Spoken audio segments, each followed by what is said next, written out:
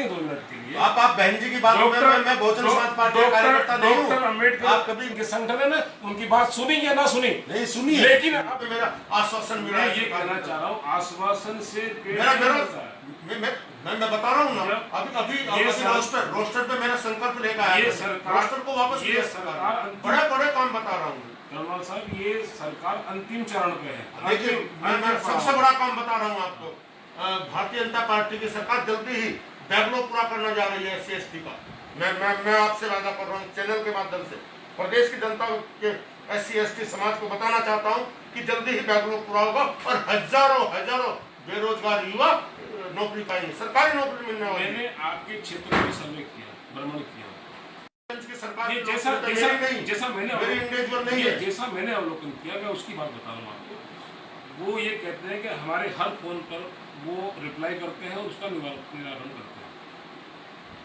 उन्होंने कुछ डिमांड्स हमसे की, जब हमने सर्वे किया उन्होंने हमसे डिमांड की।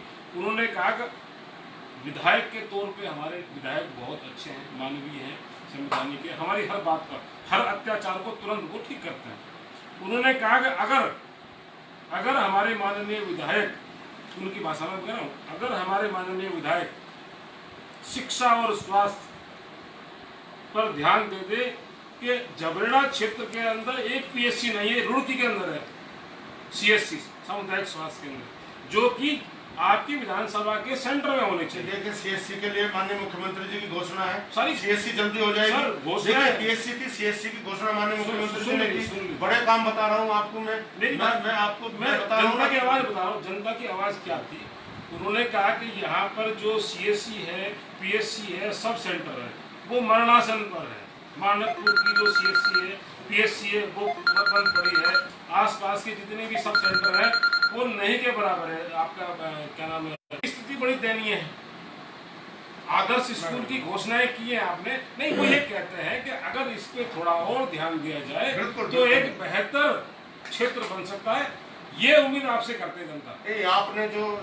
आपने जो सलाह दी है, मैं एक बार और इसको चेक कराऊंगा और मैं अपनी पत्नी से भी कहूंगा कि वो जो है घूम करके जो प्रॉब्लम्स आपने बताई है, जो समस्या आपके सामने है, उसका निराकरण। हम आपसे एक उम्मीद करते हैं, क्योंकि आप विधायक से पहले एक सोशल एक्टिविस्ट रहे हैं, आपने आंदोलन, बड़े बड़े आंदोलन किए हैं, आप जेल भी गए हैं।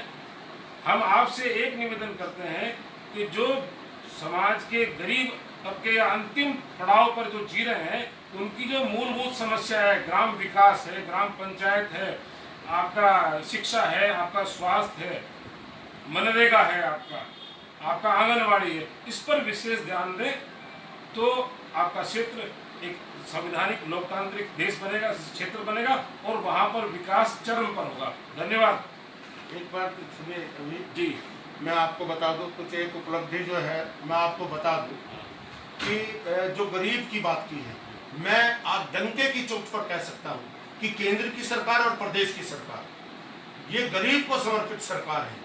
और कपिल जी, जब मैं विधानसभा में पहली बार गया और विधानसभा में पहली बार जाकर मैंने देखा कि विधानसभा में महात्मा गांधी जी की तस्वीर है जो राष्ट्रपिता है। मैंने ये सोचा कि बाबा साहब अम्बेडकर की तस्वीर भी होगी, लेकिन मुझे वहां पर दिखाई नहीं दी। जब वो मुझे दिखाई नहीं दी तो मैंने प्रस्ताव लाया कि विधानसभा के अंदर बाबा साहब अम्बेडकर की तस्वीर भी होनी चाहिए। और मैं धन्यवाद देना चाहता हूँ श्री प्रेमचंद अग्रवाल जी को, माननीय मुख्यमंत्री श्री त्रिवेंद्र सिंह रावत जी को, कि वो मूर्ति लगाने का प्रस्ताव पास हुआ और उसके बाद गजट नोटिफिकेशन सरकार ने किया। और फिर मैंने मुख्यमंत्रियों को फिर मैंने पत्र लिखा, सभी मुख्यमंत्रियों को। और मैं धन्यवाद देना चाहता हूं योगी जी को इस मंच के माध्यम से, आपके चैनल के माध्यम से, कि उन्होंने भी बाबा साहब भीमराव अंबेडकर जी की तस्वीर हर सरकारी कार्यालयों में, दफ्तरों में, सरकारी प्रतिष्ठानों में अनिवार्य रूप से लगेगी। ऐसा शासनादेश, ऐसा जियो लागू किया गया।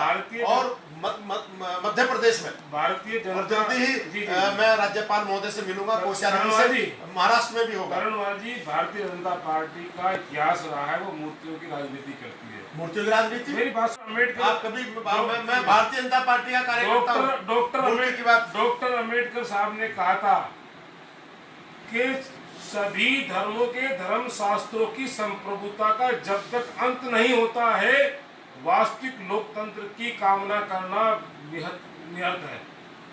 तो जब तक आप संविधान को सर्वोपरि नहीं समझेंगे, संवैधानिक मूल्यों को आप जीवन कैसी बात कर रहे हैं कपिल जीवन में आत्मा में कपिल जी कैसी बात कर रहे हैं? Special component. ऐसा कौन सा प्रधानमंत्री है कपिल जी, ऐसा कौन सा इस देश में प्रधानमंत्री है जिसने कहा कि इस देश में यदि कोई धर्म ग्रंथ है तो सिर्फ और सिर्फ भारत का संविधान है? इसीलिए ऐसा आज तक कोई प्रधानमंत्री बता दे मुझे। इसीलिए आप संविधान दिवस मना, संविधान दिवस इस देश का पहला प्रधानमंत्री है नरेंद्र मोदी जिसने संविधान दिवस मनाया। इसीलिए आपके आरएसएस प्रमुख ये कहते हैं कि आरक्षण की समीक्षा होनी चाहिए। इसीलिए कैसी बात कर रहे हैं? इसीलिए आप ये कहते हैं कि ये क्लास 3 और क्लास 4 के वैकेंसी बंद करो, आउटसोर्सिंग लगाए। कैसी बात कहता है? कपिल जी सुनिए मेरी बात, आरएसएस प्रमुख को मैं नमन करता हूँ। कैसे क्यों करता हूँ मैं, आप सुनिए। क्योंकि आरएसएस प्रमुख ने कहा, वो ओबीसी के रिजर्वेशन में कहते हैं बिहार वाला मैं चुनाव हुआ, ये क्या है, उसको बढ़ा चढ़ाकर वैचारिक भ्रांति फैला दी जाती है। लेकिन आरएसएस प्रमुख ने ये कहा कि SC ST का आरक्षण जब तक सामाजिक समरसता समाज में ना आ जाए, जब तक आर्थिक स्थिति ठीक ना हो जाए SC ST की, तब तक 100 साल भी अगर आवश्यकता पड़ेगी तो 100 साल रिजर्वेशन रहेगा। इसकी प्रशंसा करिए आप, आरएसएस प्रमुख की आप प्रशंसा करिए। आरएसएस प्रमुख ने कहा कि आरक्षण के उपभोग करने वाले समरसता शब्द को गैर संवैधानिक मानते हैं। वो ये कहते हैं समरसता, सुनिए सुनो कपिल जी, ये पानी का गिलास आप मुझे बताइए, ये जो पानी का गिलास है आप इसे आधा खाली कहेंगे, लेकिन मेरी भारतीय जनता पार्टी की सोच क्या है, ये पानी का गिलास आधा भरा हुआ है। हम पॉजिटिव सोच के लोग हैं, समरसता और समानता में भी ऐसी कोई योजना है जो आपने इन 7-6 सालों में, अभी 100 साल पूरे 1 सालों में मोदी सरकार ने जन कल्याणकारी नीति बनाई? एक बताइए। कपिल जी एक बताइए। अगर मैं योजना गिनाने लगूं, मुझे ऐसा लगता है मुझे ऐसा लगता है कि अगर मैं मोदी जी की योजनाएं गिनाने लगा तो कल तक भी ये डिबेट नहीं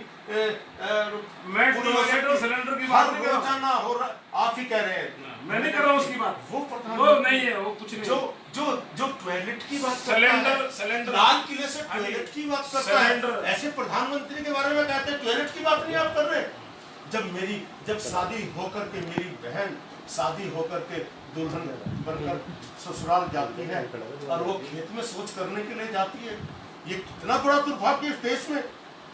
बलात्कार हुआ मेरे समाज में, जब बलात्कार की घटना होती है सोच के लिए गई थी, बलात्कार हो गया। और प्रधानमंत्री जी ने सोचा जनधन योजना, सबको बैंक तक जाने का मौका, जब सबको बैंक तक जाने का मौका सबको बैंक तक जाने का क्या नहीं किया।